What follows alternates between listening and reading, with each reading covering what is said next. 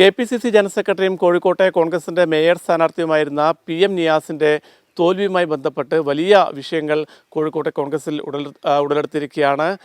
വിവാദങ്ങൾ വളരെ സജീവമായി തുടരുന്നു. ഇപ്പോൾ നമ്മോടൊപ്പം പാറോപ്പടി വാർഡ് പ്രസിഡന്റായിരുന്ന പ്രദീപ് മാമ്പറ്റ ഇപ്പോൾ നമ്മോടൊപ്പം ചേരുന്നുണ്ട്. ഇദ്ദേഹത്തെ ഈ അന്വേഷണ കമ്മീഷൻ കണ്ടെത്തിയിരിക്കുന്നത് പ്രദീപ് മാമ്പറ്റയുടെ നേതൃത്വത്തിലുള്ള പ്രവർത്തകരുടെ പ്രവർത്തനത്തിൻ്റെ പോരായ്മ കൊണ്ടാണ് അവിടെ തോൽവി സംഭവിച്ചതെന്നാണ്. എന്താണ് അതുമായി ബന്ധപ്പെട്ട് താങ്കൾക്ക് പറയാനുള്ളത്? എനിക്ക് പറയാനുള്ളത്, ഈ KPCC ജനറൽ സെക്രട്ടറിയായ PM നിയാസ് ഇവിടേക്ക് വരുമ്പോൾ തന്നെ നേതൃത്വത്തെ നമ്മൾ ശക്തമായിട്ട് എതിർത്തുകൊണ്ട് സംസാരിച്ചിട്ടുണ്ട്. ഈ സ്ഥാനാർത്ഥി ഇവിടെ വന്ന വിജയസാധ്യത വളരെ കുറവാണെന്ന് ശക്തമായിട്ട് പറഞ്ഞ ഒരു വ്യക്തിയിൽ ഒരാളാണ് ഞാനാണ്. അതുകൊണ്ട് തന്നെയാണ് ഈ കേവലം ഒരു 4500 വോട്ട് മാത്രമുള്ള സ്ഥലത്ത് ഒരു 1500 വോട്ട് പോലും പിടിക്കാൻ പറ്റാതെ ഈ ഒരു തോൽവി സമ്മതിക്കേണ്ടി വന്നത്. അത് എത്ര വാർഡ് കമ്മിറ്റി എത്ര മുന്നോട്ട് പോയി പ്രവർത്തിച്ചാലും ഇത് ഒരു വിജയസാധ്യത ഇല്ല എന്ന് മുൻകൂട്ടി നമ്മൾ പറഞ്ഞതാണ്, നേതൃത്വത്തെ അറിയിച്ചതാണ്.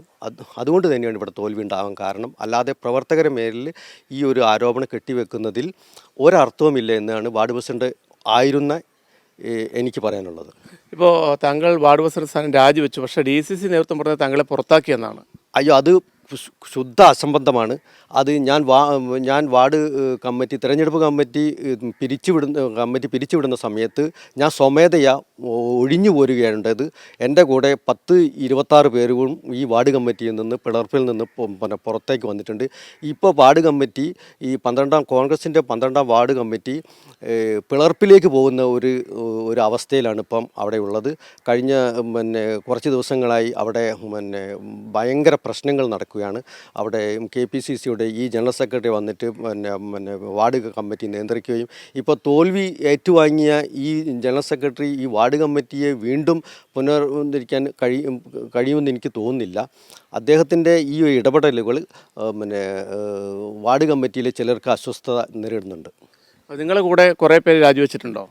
കുറേ പേര് വന്നിട്ടുണ്ട്. അതിൻ്റെ ജനറൽ കൺവീനറായ KK രാജേഷ്, മറ്റു പ്രവർത്തകരും മറ്റു പ്രവർത്തകർ ഹരിനാരായണൻ, KT സന്തോഷ്, അങ്ങനെ മറ്റു പ്രവർത്തകരെല്ലാവരും ഈ ഒരു ഇടപെടലിനെ തുടർന്ന് പാർട്ടിയിൽ നിന്ന് വിട്ടുനിൽക്കുകയാണ് അവിടെ ഉണ്ടാകുന്നത്. ഒരു സംസ്ഥാന ജനറൽ സെക്രട്ടറി വന്ന് മത്സരിച്ചിട്ടുള്ള ഒരു 1500-ലധികം വോട്ട് പിടിക്കാൻ പറ്റില്ല എന്ന് പറഞ്ഞാൽ എന്താണ് അതിൻ്റെ ഒരു അവസ്ഥ?